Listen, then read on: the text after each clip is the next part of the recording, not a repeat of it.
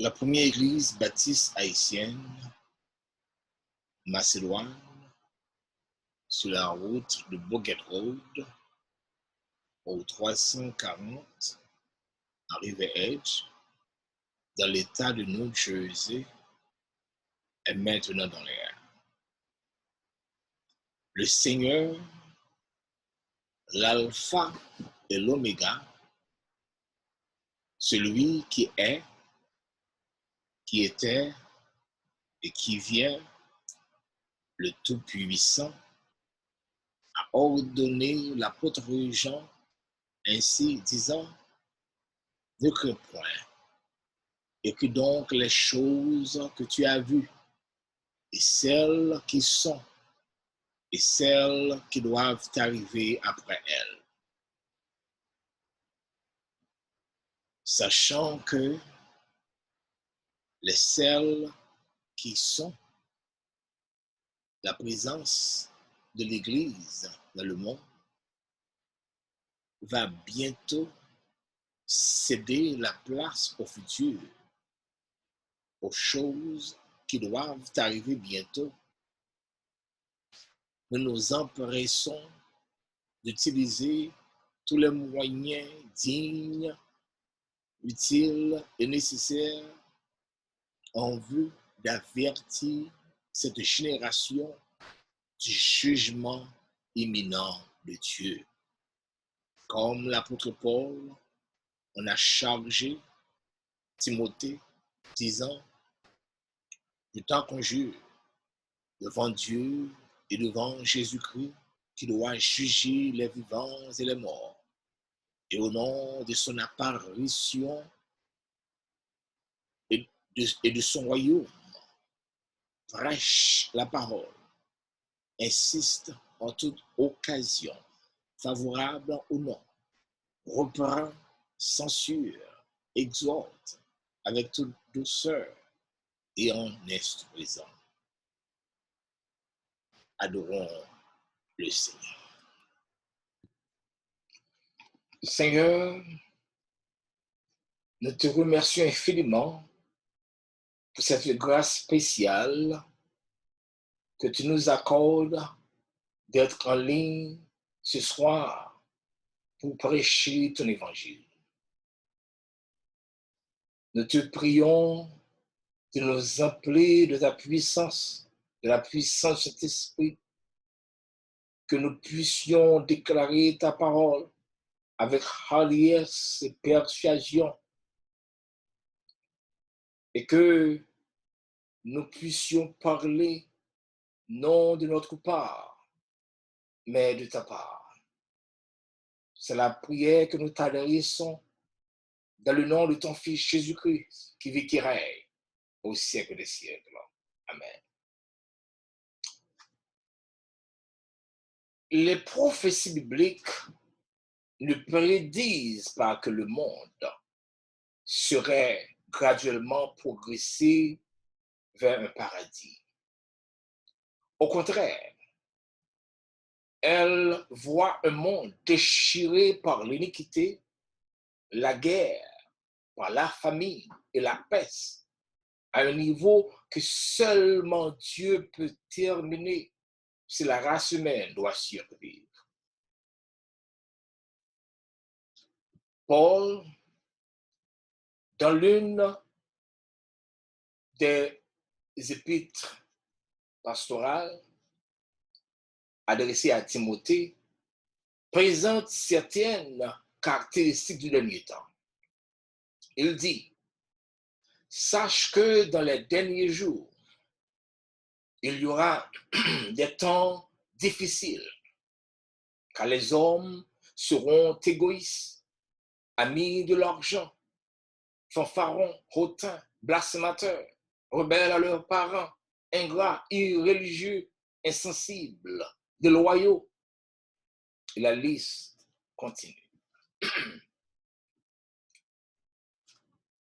Quand vous observez la situation actuelle du monde, qu'en déduisez-vous?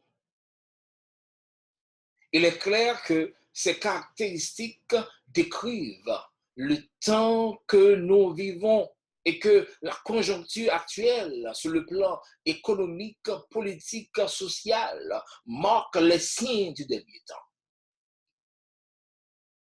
Je peux même dire sur le plan religieux. La conjoncture actuelle du monde constitue un signe avant-coureur du retour de Jésus-Christ parce qu'elle suscite la peur sur la propagation des rumeurs. La peur. Quand on a peur, on perd le contrôle de soi. On se retire, on s'aliène sur le point qu'on arrive à perdre sa propre liberté. En effet, la peur a son origine dans Genèse 3, avec la chute de la race humaine.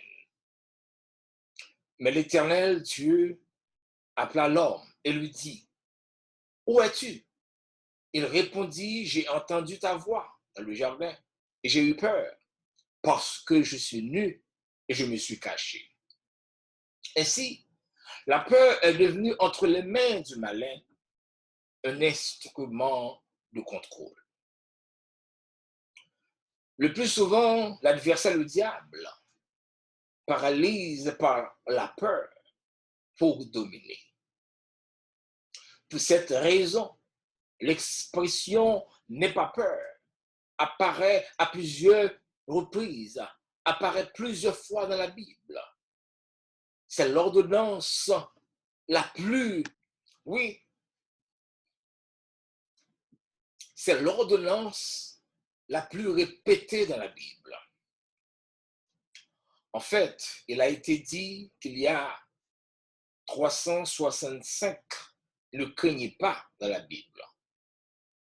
Un pour chaque jour de l'année. Cela demande cette déclaration demande bien sûr certaines vérifications. Cependant, il est évident que Dieu ne veut pas que nous passions une seule journée sans entendre sa parole de réconfort. Ne crains pas. Dans Genèse, chapitre 15, verset 1er, après avoir délivré son neveu Lot et sa famille qui ont été tenus en otage, Abraham a eu peur, probablement d'une éventuelle coalition de ses ennemis pour l'attaquer. La Bible nous dit, après ces événements, la parole de l'Éternel fut adressée à Abraham dans une vision. Et il dit, Abraham, ne crains point, je suis ton bouclier et ta récompense sera très grande. Le Seigneur a encouragé Abraham à tenir fermement dans la foi parce qu'il est son bouclier. De même, avant de s'en aller, le Seigneur Jésus ordonne aux croyants de garder leur calme, disant que votre cœur ne se trouble point. Croyez en Dieu et croyez en moi. Le croyant en Christ n'a rien à craindre puisqu'il est justifié. Car la justice de Jésus lui est substituée pendant que sa condamnation a été mise sur le compte de Christ. Nous répétons ceci. La justice de Jésus lui est attribuée, lui est substituée pendant que la condamnation du croyant a été mise sur le compte de Jésus-Christ. C'est pour l'une des raisons l'apôtre Paul déclare, étant donc justifiés par la foi, nous avons la paix avec Dieu par notre Seigneur Jésus-Christ. Selon Romains chapitre 5, verset 1er. Bien-aimés, celui qui est justifié n'a absolument rien à craindre. Qui accusera les élus de Dieu? Dit Paul. C'est Dieu qui justifie. Ainsi, comme dit le sage dans Proverbe 28, le méchant prend la fuite sans qu'on le poursuive. Le juste a de l'assurance comme un jeune lion. Vous savez, le lion est nommé le roi des animaux parce qu'il n'a aucune peur en lui. Satan, bien sûr, utilise l'instrument de la peur pour intimider, pour captiver et tuer. Mais pour ceux qui sont en Christ, ils sont bien gardés. Nous qui sommes en Christ, nous sommes bien gardés et protégés par le lion de la tribu de Juda. Par conséquent, les menaces de Satan sont sans effet sur nous. Les menaces de Satan sont sans effet sur le croyant.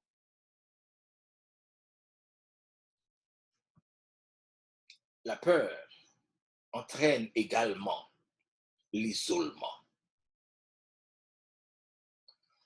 Adam a répondu à Dieu, j'ai eu peur parce que je suis nu. Il ajoute, et je me suis caché. Et je me suis caché. Quand on a peur, on se replie, on s'isole. On renonce à sa propre liberté pour céder le contrôle à l'autre. Satan, le diable, essaie toujours d'oppresser le croyant pour le forcer de lui céder la place, de lui céder la place de Christ, bien sûr, dans sa vie. Il tente toujours de le jeter dans l'anxiété et le découragement pour l'empêcher de remplir sa mission dans le monde en tant que témoin de Christ. Cette mission peut être vue sous deux aspects. Oui, quelle est donc la mission du croyant? Et nous disons que la mission du croyant peut être vue sous deux aspects. Le premier aspect de la mission du croyant concerne la gloire de Dieu. C'est l'aspect le plus important. Glorifier Dieu. C'est pour cette raison que l'Église est dans le monde, pour la gloire de Dieu. Ainsi déclare l'apôtre Paul, en lui, c'est-à-dire en Christ, Dieu nous a élus avant la fondation du monde pour que nous soyons saints et irrépréhensibles devant lui. Nous ayant prédestinés dans son amour à être ses enfants d'adoption par Jésus-Christ selon le bon plaisir de sa volonté, à la louange de sa gloire, à la louange de la gloire de sa grâce qu'il nous a accordée en son bien-aimé, à savoir Jésus-Christ. Et il continue. En lui, nous sommes aussi devenus héritiers, afin que nous servions à la louange de sa gloire. Le but précis de l'Église dans le monde, c'est de servir à la louange de la gloire de Dieu. Je m'en vais au second aspect de la mission du croyant. Le second aspect de sa mission concerne le mandat de la réconciliation. Paul déclare, et tout cela vient de Dieu, qui nous a réconciliés avec lui par Christ et qui nous a donné le ministère de la réconciliation. Le ministère de la réconciliation. Car Dieu était en Christ, réconciliant le monde avec lui-même, en n'imputant point aux hommes leurs offenses. Et il a mis en nous la parole de la réconciliation. Nous faisons donc les fonctions d'ambassadeurs pour Christ. comme si Dieu exhortait par nous. De Corinthiens 5, verset 18 à 20. En tant qu'ambassadeur de Christ dans le monde, l'Église ne peut s'isoler ou se retirer. Je le répète. En tant qu'ambassadeur de Christ dans le monde, l'Église ne peut s'isoler ou se retirer de la scène. L'Église doit être active pour assaisonner le monde en bon temps comme en mauvais temps. Matthieu 5, le verset 13. L'Église continuera à remplir son mandat dans le monde par la compassion, selon Jean 13, verset 35. Et l'évangélisation, selon Matthieu 28, le verset 19. Le Seigneur nous dit, allez faites de toutes les nations des disciples, les baptisant au nom du Père, du Fils et du Saint-Esprit. Ces deux choses, la compassion et l'évangélisation, constituent la priorité de l'Église dans le monde. C'est notre priorité. Quel est donc le véritable problème du monde actuellement? Le véritable problème du monde actuel n'est pas une épidémie de grippe. C'est une épidémie de peur. C'est une épidémie de peur. Cette peur a entraîné l'isolement entre pays, entre villes, entre institutions, entre maisons, entre familles, entre époux. Quand l'Église elle-même vit dans l'isolement, comment peut-elle remplir sa mission dans le monde? Cette situation actuelle du monde montre clairement que nous approchons du règne de l'Antichrist et que l'enlèvement de l'Église est proche. L'enlèvement de l'Église est proche. Car dit Paul, il faut que ce qui le retient, à savoir la présence de l'Église dans le monde, l'Église est disparue, selon 2 Thessaloniciens 2, versets 6 à 7. L'apôtre Jean ajoute, petits enfants, c'est la dernière heure. Comme vous avez appris qu'un antéchrist vient, il y a maintenant plusieurs antéchrists. Par là, nous connaissons que c'est la dernière heure, selon 1 Jean 2, verset 18. Oui, en plus de la peur, autre chose confirme l'état critique de l'heure actuelle est la propagation des rumeurs à travers les médias. Rumeurs. Rumeurs, d'abord, les rumeurs modifient d'abord l'attitude. La propagation des rumeurs modifie d'abord l'attitude. Le média aide à changer la pensée, les croyances et la façon de vivre même de la société. Et l'un des moyens utilisés pour cette fin est par des rumeurs. Les rumeurs ne sont pas souvent des mensonges, mais une histoire ou un rapport en cours de diffusion d'une vérité incertaine ou douteuse. Les rumeurs peuvent aider à modifier l'indignité en admiration et vice-versa. Admiration en indignité. Concernant les rumeurs, le Seigneur nous exhorte de ne pas nous laisser tromper ni troubler. Il nous exhorte à ne pas nous laisser tromper ni troubler. Disant dans Matthieu chapitre 24, verset 3 à 6. Comme il était assis sur le mont des Oliviers, ses disciples s'approchèrent, le prirent à part et lui demandaient, dis-nous, quand cela se produira-t-il et quel signe annoncera la venue et la fin du monde? Jésus leur répondre, faites bien attention que personne ne vous induise en erreur.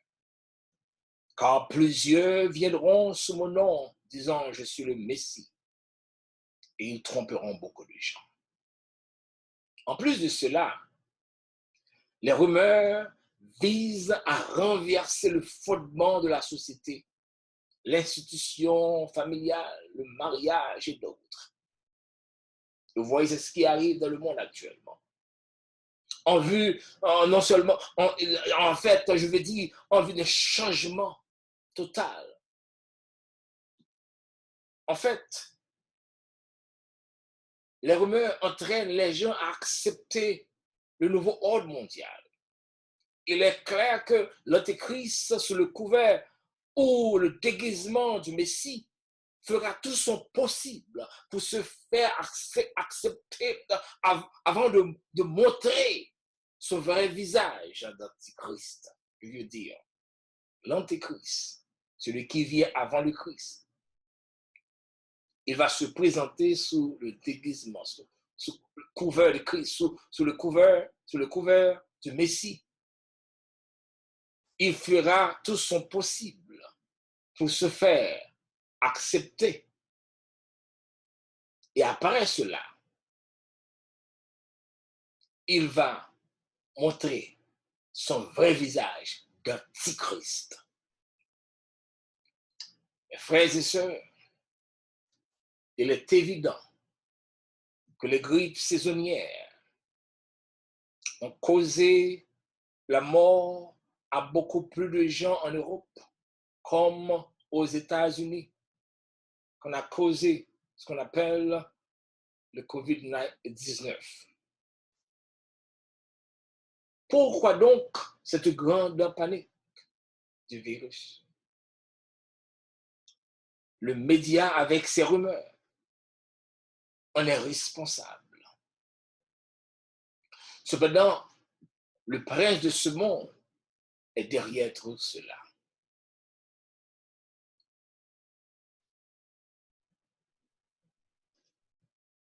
Le psalmiste déclare, quand les fondements sont renversés, les justes, que feront-ils? Quand les fondements sont renversés, les justes, que feront-ils? Cette question est adressée à l'Église d'aujourd'hui. Cette question est adressée aux témoins de Christ dans le monde. Aujourd'hui. Cette question vous est adressée aujourd'hui. Quand les fondements sont renversés, l'Église, que feras-tu?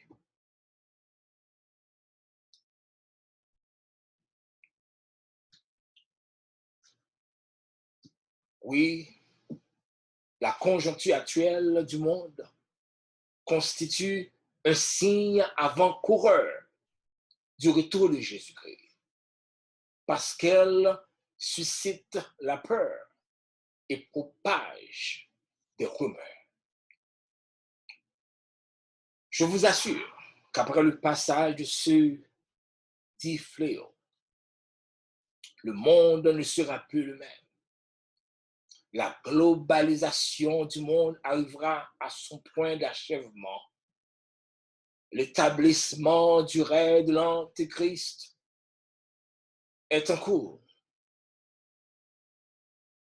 Par conséquent, l'enlèvement de l'Église est proche.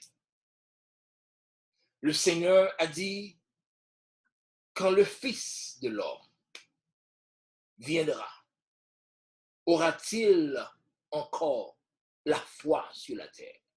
Luc 18, verset 8. Considérons la situation actuelle de l'Église. Vit-elle par la foi ou par la peur? Notre temps n'est pas tout à fait différent de celui des prophètes, Habakkuk, Daniel, de Jérémie et tant d'autres. Ce qui était commun dans leur caractère était la foi. Ils ont appris que le juste vivra par sa foi. C'est le moment de choisir qui nous voulons glorifier. Dieu ou maman, le temple ou celui qui le soutient. Ce temps nous apprend à cesser d'être des adorateurs du temple, mais de vrais adorateurs qui adorent Dieu en esprit et en vérité. Que Dieu vous bénisse. Seigneur, nous te remercions infiniment pour cette situation que tu nous permets de vivre maintenant. Cette situation du monde nous montre clairement que ta parole est certaine et véritable. Au lieu d'ébranler notre foi, cette situation nous apporte à te faire confiance, à voir combien tu es fidèle, combien ta parole certaine, efficace. Te demandons, Père Saint, de nous aider à être de puissants instruments entre tes mains, que nous proclamions ta parole, que nous proclamions le message de ton Fils Jésus-Christ, le message de l'Évangile, avec puissance, avec hardiesse et avec persuasion. C'est la prière que nous t'adressons dans le nom de ton Fils Jésus-Christ qui vit et règne au siècle des siècles. Amen. Adorons le Seigneur.